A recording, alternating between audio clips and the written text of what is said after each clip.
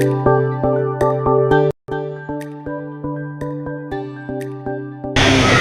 dari kelompok kami adalah apakah terdapat kebijakan khususnya mengenai kebijakan tertulis mengenai pendidikan inklusif serta visi misinya mengenai pendidikan inklusif. Dan sejak awal sekolah ini menerapkan pendidikan inklusif. Baik, saya jawab terkait kebijakan dulu. Nah, teman-teman mahasiswa ini, kalau berbicara kebijakan, kami kalau di satuan pendidikan di sekolah ini hanya sebagai pelaksana. Kebijakan kami hanya mengikuti atasan-atasan kami, dan sehingga kebijakan yang biasanya kami laksanakan ini sifatnya nasional sampai pada turunan-turunan. Kebijakan yang sifatnya nasional mungkin Permendikbud, mungkin dimulai dari Undang-Undang Disabilitas Nomor 8 Tahun 2016, ada turunan-turunannya PP-nya, kemudian sampai Permendikbud ada turunannya lagi, nanti ada perwalnya sampai pada peraturan kepala dinas. Yang kita gunakan terakhir peraturan kepala dinas nomor 800 tahun 2016. Tentang apa? Tentang petunjuk teknis penyelenggaraan sekolah inklusif. Jadi kalau kita ngomongin petunjuk teknis kan kita tinggal melaksanakan saja. Karena kita pada hakikatnya cuma sebagai pelaksana saja kalau di bawah ini. Di penentu kebijakan ya yang atas. Kemudian kalau tanya apakah ada kebijakan yang sifatnya lokal? Ada. Mungkin kegiatan-kegiatan yang menunjang pendidikan inklusif kita rumuskan dalam sebuah visi, kita rumuskan dalam sebuah misi, di breakdown lagi kepada tujuan. Nanti kan akhirnya muncul tujuan jangka pendek, jangka menengah, jangka panjang. Visi kami kemarin itu mewujudkan peserta didik yang berkarakter, kemudian cerdas dan kreatif. Nah, kalau ngomongin berkarakter kan luas, salah satunya ada namanya menghargai keberagaman. Kalau ngomongin menghargai keberagaman itu ya inklusif itu. Jadi yang ketiga kalau dulu itu sebaya apa namanya itu ya, belajar sebaya teman sebaya. Nah,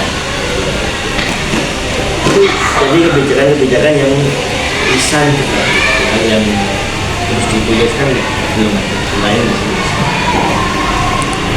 Tapi terutama ini sekolah.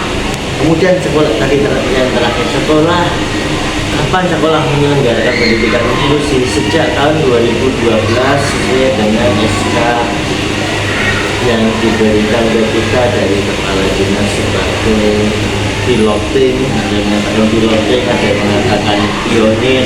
Setelah pokoknya kami yang paling awal di Semarang.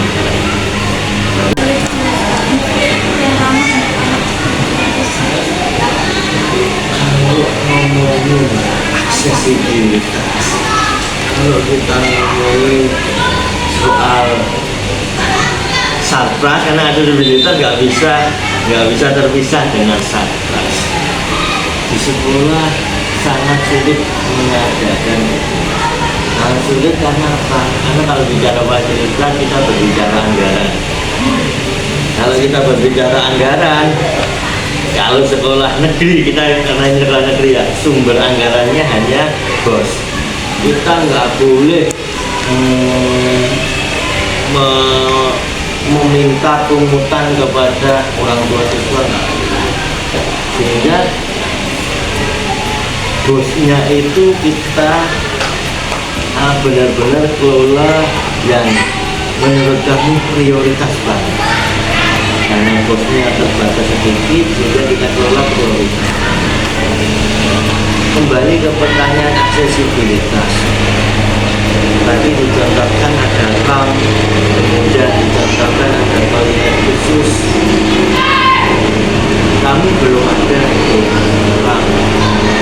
Apalagi kalau panjenengan lihat tanggal sekolah kami masih terlalu curam. Rasa ngomong noram ngomong tangga, kemiringan tangga pun juga harus dievaluasi. Apalagi mau adakan ram. Ram itu kan tangga yang tidak berjenjang, itu yang lurus miring saja itu kan ya, baik yang pendek maupun yang tinggi. Nah, tangga yang berjenjang kita aja masih, kalau kami lihat sudut kemiringannya masih belum aksesibel bagi anak disabilitas, belum sesuai dengan aturan sekolah ramah dan lain sebagainya. Mohon maaf, nggak usah berbicara sekolah saja, kita berbicara lembaga atau instansi yang lebih besar. Sudah apa belum aksesibel bagi penyandang disabilitas? Mohon maaf, gedung-gedung umum yang besar-besar kayak gedung DPRD, gedung wali kota, jalanan, itu sudah aksesibel apa belum? Ada memang jalanan sebagian yang sudah ada guiding block. Guiding block itu ubin kotak-kotak itu teman-teman ini. Nah itu sudah sesuai apa belum? Sudah bisa digunakan dengan mestinya apa belum? Jangan-jangan digunakan tunanetra, begitu diterapkan akhirnya tunanetranya masuk rumah sakit Karyadi karena di tengah-tengahnya ada tiangnya yang besar. Kemudian nggak ada instruksi tengah-tengah apa habis guiding block langsung turunan tajam. Nah itu malah berbahaya menurut pandangannya. Jadi menurut saya kita pelan-pelan tapi sesuai atau ideal dengan memang benar-benar mudah diakses. Jangan sampai kita buat itu jalan, kita membuat sarana prasarana kalau bahasa kami serampangan tanpa ada uji kelayakan, tanpa ada jajak pendapat dengan penyandang disabilitas. Itu kita pikirkan benar. Namun kemarin kami sempat dapat bantuan waktu belasan tahun yang lalu itu di lorong toilet itu hanya ada pegangan untuk membantu memudahkan akses toilet, pegangan berupa besi aluminium. Harusnya itu ditaruh di kamar mandi, cuma saya kurang tahu begitu saya di sini kok sudah ada di situ. Nah kalau melihat kamar mandinya kan juga harus ada aturannya itu. Seperti pintunya nggak boleh tertutup ke dalam, pintunya harus tertutup. Pintunya kalau terbuka itu harus keluar, nggak boleh terbuka ke dalam. Nah, pintu kan masih terbukanya itu ke dalam ruangan ya. Kalau kita berbicara terkait aksesibel bagi penyandang disabilitas, pintunya harusnya terbukanya keluar. Pintunya harusnya terbukanya keluar. Kemudian ada fasilitas toilet duduk atau water closet duduk atau bisa duduk, bukan hanya yang jongkok saja, ada pegangan di samping. Nah itu kita masih belum. Apakah kita mau ke sana? Iya tentunya iya. Terkait fleksibilitas, berbicara terkait penyesuaian kurikulum sementara. Kurikulum itu paling tidak meliputi 4 aspek. Ada namanya standar kompetensi lulusan, ada namanya standar isi, ada namanya standar proses, ada namanya terakhir standar penilaian. Paling enggak ada 4 standar ini. Kita belum berbicara standar pembiayaan, standar pengelolaan ketenaga kerjaan dan lain sebagainya. Karena semua standar itu ada peraturannya, ada Permendikbudristeknya. Nah kalau bicara ke kurikulum fokus ke 4 ini. Apakah sekolah kami menerapkan fleksibilitas kurikulum untuk penyandang disabilitas?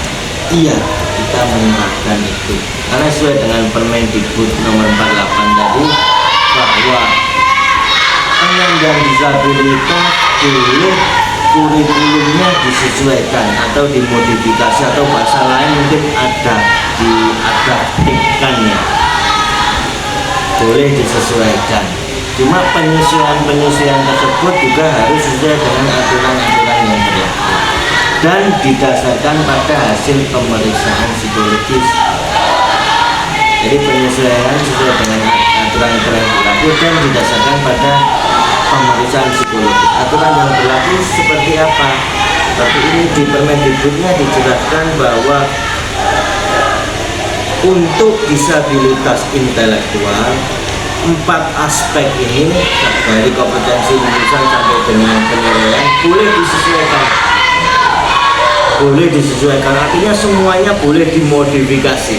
Memang bisa-bisakan kalau Ini teman-teman sekalian, kalau berbicara interaksi, berbicara hubungan sosial, kita berbicara interaksi, berbicara hubungan sosial, nggak usah di sekolah penyelenggara pendidikan inklusif, sekolah yang belum menyelenggarakan pendidikan inklusif. Apakah ada, kalau kita berbicara sekarang maraknya itu pembulian, ada pembulian, ada enggak yang saling jotaan, enggak berkomunikasi, enggak saling interaksi, ada. Kalau kembali lagi ke sekolah penyelenggara pendidikan inklusif, sekolah kami ada enggak yang saling ejek mengejek, saling olok mengolok? Bukan hanya siswa disabilitas, yang non disabilitas pun ada saling ejek mengejek, olok mengolok, ejek mengejek nama orang tua, ejek mengejek pekerjaan orang tua yang sekarang sedang marak ini yang kami fokuskan.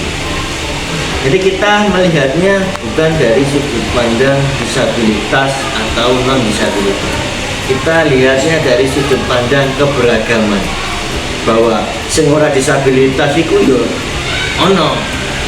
Jadi kita melihatnya lebih luas, kita melihatnya melihatnya dari atas. Jadi kita melihatnya dari sudut pandang keberagaman. Karena disabilitas itu bagian dari keberagaman. Keberagaman yang lainnya masih banyak. Beda agama nih, beda suku nih, beda ekonomi nih, beda kalau cara psikologis beda kemampuan nih. Hingga kita melihatnya dari jadi makanya kami sebut yang namanya penyandang disabilitas. Jadi bukan hanya lihat disabilitasnya saja, karena disabilitas itu bagian dari sandangan. Sama halnya dengan baju, sama halnya dengan warna kulit, sama halnya dengan telinga. Tentu kalau melihat kondisi iklim yang seperti itu, masih ada pembulian, masih ada perundungan, kami berusaha semaksimal mungkin untuk mengevaluasi dan melakukan intervensi. Intervensi itu berupa apa? Mungkin diberikan penyuluhan dari guru. Kalau guru nanti kelihatan masih belum ada perubahan positif, kita panggilkan psikolog, kita panggilkan kembali kerjasama dengan polisi dalam rangka pencegahan, kita panggilkan Babinsa TNI juga, bukan hanya polisi. Nanti habis ini kita rencana mau panggilkan, kebetulan orang tua murid ada yang kerja di Balai Pemasyarakatan, kita mau panggil juga, kita ajak kerjasama, terutama untuk mencegah anak-anak ikut lingkaran gangster yang saat ini lagi marak-maraknya. Nah itu bentuk, kalau kami bentuk pencegahan, kita panggilkan sebagai narasumber.